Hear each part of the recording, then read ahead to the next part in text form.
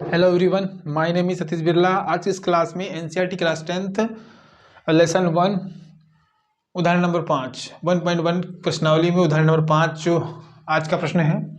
तो देखिए, संख्याओं 4 की पावर n पर विचार कीजिए। उदाहरण है जहां n एक प्राकृत संख्या है। n क्या है? इसमें एक प्राकृत संख्या है। प्राकृत संख्या मतलब क्या? 1 2 3 4 5 से अनंत तक। जांच कीजिए कि क्या n का कोई ऐसा मान है, मतलब n की जगह कोई ऐसी संख्या रखें जिसके लिए 4 की पावर n अंक 0 पर समाप्त हो जाए। मतलब 4 की पावर n में कोई n की जगह हम कुछ भी रखें, n की जगह मान लो 4 रखें तो क्या होगा? 4 की पावर 4 हो जाएगा। n की जगह कुछ भी, n की जगह 50 रख दें तो 4 की पावर 50 ऐसा रख दें। 50 बार लिखना पड़ेगा उसको, 4 गुणा 4 4 4 करके। और पावर रखने से, अगर 50 रखने से 4 गुणा 4 गुणा 4 4 4 50 बार है ना, 50 बार होगा पावर में। तो 50 बार गुणा होगा तो इसका गुणा करने पर क्या कोई ऐसी संख्या प्राप्त होगी जिसमें आखिरी में लास्ट में 0 आए, 0 पर समाप्त हो। कुछ भी, एक बार हो, 2 बार हो, 3 बार, उससे कोई मतलब नहीं है। पर ऐसा चेक करना है, जांच कीजिए कि क्या n का कोई मान ऐसा है जो रखें n की जगह जिसके लिए अंक 0 पर समाप्त होता है। मतलब जो अंक बनेगा वो 0 पर समाप्त हो, तो उसको चेक करते हैं, जांच कीजिए, है ना। तो देखिए क्या करना है। अगर मान लो कि कैसे, क्या अगर यदि यदि यदि n का किसी मान के लिए, n के किसी मान के लिए मतलब n की जगह कोई मान रख देते हैं, है ना। n के किसी मान के लिए 4 की पावर n क्या हो जाए? 0 पर समाप्त होती है ना। अगर यदि n के किसी मान के लिए 4 की पावर n 0 पर समाप्त होती है ना, अंक 0 पर समाप्त होती है, तो मतलब क्या? विभाज्यता के नियम के अनुसार कोई भी संख्या जैसे लास्ट में 0 हो, जैसे 10 हो, 20 हो, 30 हो, है ना, तो ये जो संख्या होती है किससे डिवाइड होती है? हमेशा याद रखना, अगर लास्ट में 0 है तो हमेशा 2 से डिवाइड होती है और साथ साथ 5 से भी डिवाइड होती है इस संख्या, है ना। 2 से तो होती है और 5 से भी। लास्ट अगर 0 आ गया, लास्ट में 0 हो गया, वो 2 से भी होगी और 5 से भी डिवाइड हो जाएगी, मतलब विभाजित हो जाएगा, उसमें भाग चले जाएगा। 2 से भी कट जाएगी और 5 से भी ये कट जाएगा लास्ट में अगर 0 हो तो इसका मतलब अगर 0 से समाप्त हो रही है कोई संख्या, मान लिया कि वो 0 पर समाप्त होती है, इसका मतलब वो 5 से विभाज्य होगी, 5 से विभाज्य होगी, है ना। 5 से विभाज्य होगी और दोनों होना चाहिए। जैसे मान लो मैंने ले लिया, अगर लास्ट में 0 ले लिया, है ना, तो 1, तो 5 से तो विभाजित होगी ही होगी। 2 से डिपेंड नहीं करता, 2 से हो या ना हो, पर 5 से तो होना ही चाहिए कि 5 से डिवाइड होना चाहिए, क्योंकि 6 तो 2 से डिवाइड होता है ना। तो ये तो डिपेंड करेगा कि 5 से भी डिवाइड होगा, मतलब ये संख्या 5 से भी विभाजित होगी। इसका मतलब ये कि 0 अगर लास्ट में है तो वो हमेशा 5 से विभाजित होगी ही होगी। 2 से छोड़ो, 5 से हो जाना चाहिए, है ना। लास्ट में अगर 0 हो रही है तो 5 से विभाजित होगी, और हो जाना क्या चाहिए? होती है ना। अगर लास्ट में 0 हो तो संख्या हमेशा 5 से विभाजित होती है और 2 से भी विभाजित होती है। चलिए, तो अगर मान लिया कि ये संख्या 0 पर समाप्त होती है, इसका मतलब क्या हो जाएगा? तो 5 से विभाजित होगी फिर संख्या, है ना। हमने मान लिया कि अगर मान लो कोई संख्या, कोई मान है जिस पर वो क्या हो रही है, समाप्त होती है, तो 5 से विभाजित होगी, ठीक है। तो 5 से विभाजित होगी, ठीक। लेकिन, है ना, लेकिन हम क्या देखते हैं कि 5 से विभाजित होगी, तो लेकिन ये तो हमने देख लिया कि 5 से विभाजित होना चाहिए था। अब चेक करो कि इसमें 5 है, तो जैसे मान लो लेकिन जैसे कोई संख्या है, मान लो, जैसे मान लो मैंने कोई संख्या ले ली, मैंने ले लिया 30, है ना।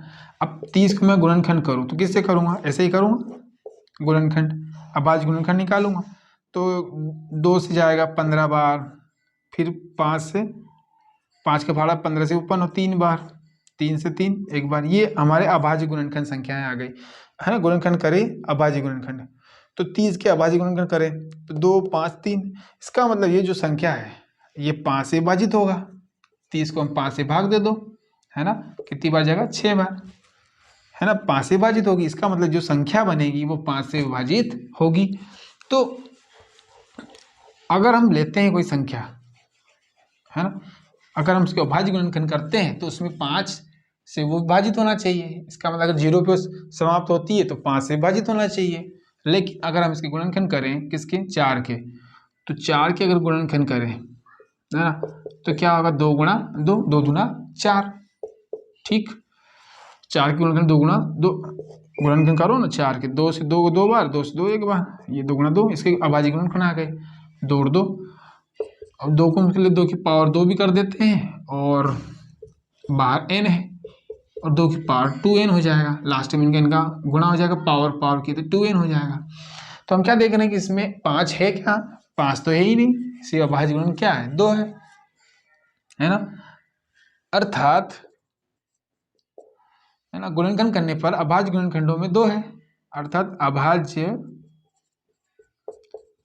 गुणनखंड में केवल 2 है ना, केवल 2 है, के अतिरिक्त कोई, के अतिरिक्त, है ना, अर्थात अभाज्य गुणनखंडों में केवल, लिख लो कि भाई 4 की पावर n में 4 की पावर n के, है ना, अर्थात 4 की पावर सॉरी अर्थात 4 की पावर n के अभाज्य गुणनखंडों में केवल 2 है ना, 2 के अलावा, 2 के अतिरिक्त कोई नहीं है, अतिरिक्त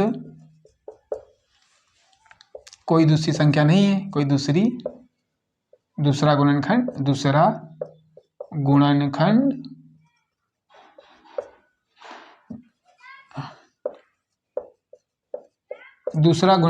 नहीं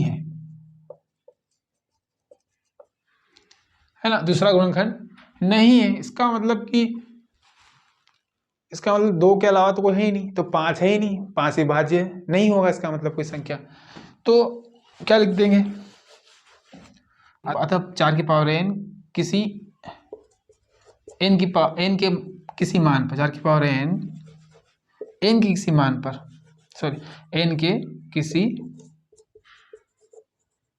मान पर 0 पर समाप्त नहीं होगा, 0 पर समाप्त नहीं होगा, ठीक है। क्योंकि देखो, अगर मान लो 0 पर समाप्त होती है तो 5 से विभाजित होना चाहिए, लेकिन हमने चेक किया है, लेकिन करके लिखा कि इसका तो गुणनखंड 2 की पावर 2, अर्थात अभाज्य गुणनखंड 4 की पावर, अभाज्य गुणनखंड केवल 2 है, 2 के अतिरिक्त कोई दूसरा अंक गुणनखंड है ही नहीं है, तो अर्थात 4 की पावर n के किसी मान पर 0 पर समाप्त नहीं होगा, स्याही खत्म होगी, ठीक है। तो समझ में आ गया होगा, आई थिंक very सरल था, ठीक। तो 0 पर समाप्त होने वाली की गुणनखंड की विभाज्यता क्या होती है, कोई भी संख्या हो अगर 0 पर समाप्त होती है ना, लास्ट टाइम अगर 0 आ रहा है तो वह समय हमेशा संख्या 2 से विभाजित होती है और 5 से भी विभाजित हो जाती है। इनसे तो होगी ही होगी, बाकी दूसरा और होगी वो अलग है, बाकी ये दोनों से तो होगी। ये अगर दोनों से विभाजिता की संख्या की होती है 5 से फिर 2 से, तो इसका मतलब लास्ट में 5 संख्या उसमें होगी ही होगी, 0 अंक लास्ट में आएगा ही आएगा, है ना, ठीक। चलिए, आई थिंक समझ में आ गया होगा। So if you like my video, like share subscribe, फिर मिलेंगे नेक्स्ट वीडियो में, बाय बाय।